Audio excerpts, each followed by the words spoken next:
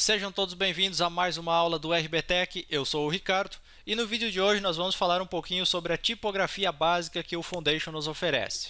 Se você quiser acompanhar via documentação, acesse o site foundation.zurb.com, clique no link de documentação e procure aqui na lateral o item chamado Type. Nós vamos ver aqui Type, Inline Lists, Labels e Keystrokes.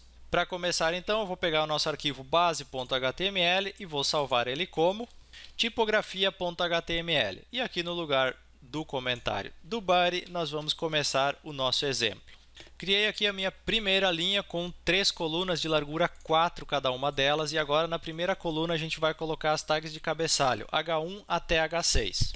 Já adicionei aqui todos os meus títulos, só que não para por aí. Além dessa configuração padrão para todas as tags de cabeçalho, o Foundation nos oferece também outras possibilidades de formatação de títulos, que são os subheaders ou subcabeçalhos. Para isso, eu vou repetir essa configuração aqui na minha segunda coluna. Porém, para cada um dos elementos, eu vou ter que adicionar aqui uma classe que é a subheader. Essa, então, seria a nossa segunda possibilidade. E a terceira seria, então, as tags de cabeçalho com uma tag small dentro de cada uma delas. Para isso, eu vou duplicar tudo de novo aqui na minha terceira coluna. E dentro de cada um dos títulos aqui, eu vou colocar uma tag chamada small. E dentro vou colocar texto pequeno. Salvei o meu documento. E vindo aqui na minha página, eu tenho o resultado. Este último aqui ficou um pouquinho maior, quebrou a linha, mas você pode ver a diferença. O tamanho é quase igual, só muda a cor de um título normal H1 para um subheader. Então muda um pouquinho a cor, fica um pouquinho desbotado. E aqui os segmentos pequenos dentro de uma tag de cabeçalho ficam aproximadamente metade do tamanho do que o texto normal. Tudo é uma questão de você escolher o que você quer usar e quando você quer usar.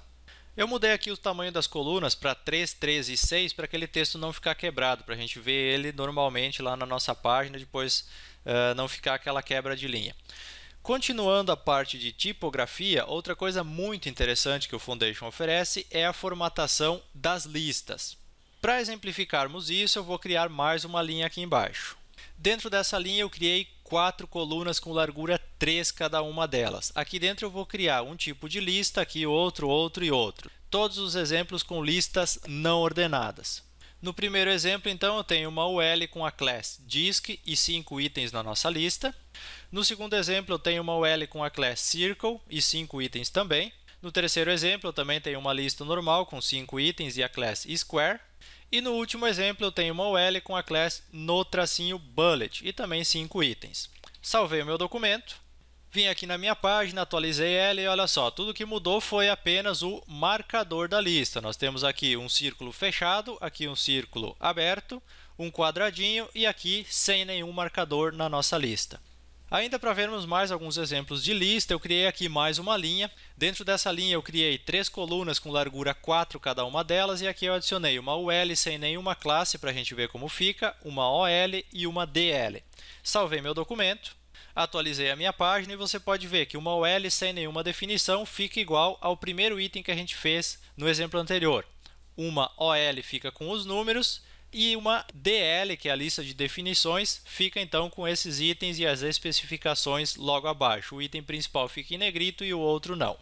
Ainda falando sobre listas, você pode também ter a lista em linha ou inline list. Geralmente é utilizada para fazer uma listinha rápida com links de navegação, por exemplo. Vamos criar aqui mais uma linha então para a gente especificar. Criei aqui mais uma linha então com uma coluna única de 12 elementos de largura.